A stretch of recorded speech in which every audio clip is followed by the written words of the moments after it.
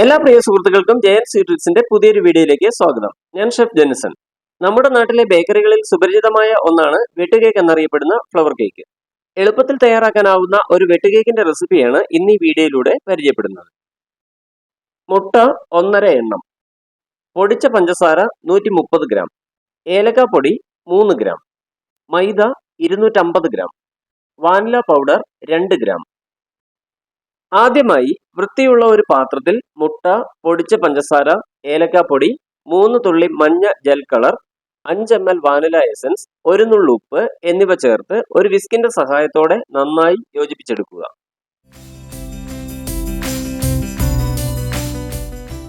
നന്നായി യോജിച്ച ഈ മിശ്രിതത്തിലേക്ക് മൈദയും മറ്റു പൊടിരൂപത്തിലുള്ള ചേരുവകളും ചേർത്ത് നന്നായി കുഴച്ചെടുക്കുക. ആവശ്യമെങ്കിൽ 2 നുള്ളു ബേക്കിംഗ് പൗഡർ ചേർക്കാവുന്നതുമാണ്.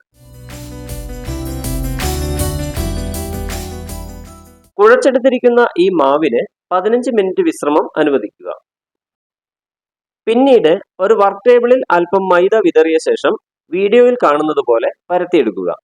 ചതുരാകൃതിയിൽ പരത്തിയെടുക്കുന്നതാണ് ഉത്തമം. ഇതിന്റെ കനം 2.5 സെന്റിമീറ്ററിൽ കുറയാൻ പാടുള്ളതല്ല.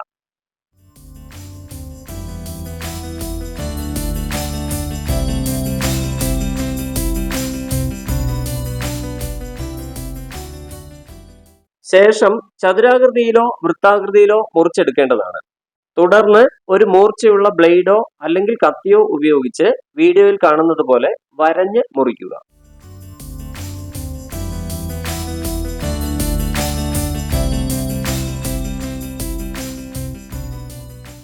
പിന്നീട് അല്പം പൊടി വിതറിയ ബേക്കിംഗ് ട്രേയിലോ മറ്റോ നിരത്തി വെച്ച് 20 മിനിറ്റ് വിശ്രമം അനുവദിക്കുക.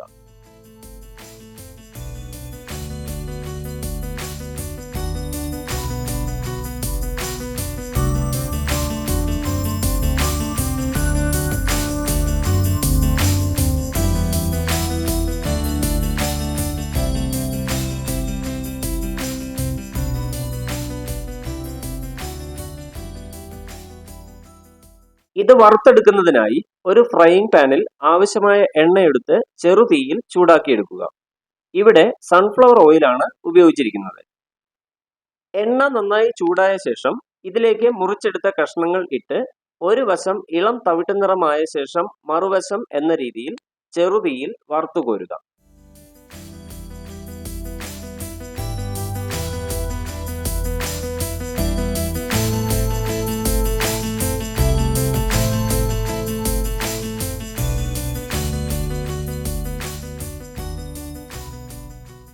നന്നായി തണുത്ത ശേഷം വിളമ്പി തുടങ്ങാവുന്നതാണ്. ഇതിന്റെ കാലാവധി 12 ദിവസമാണ്.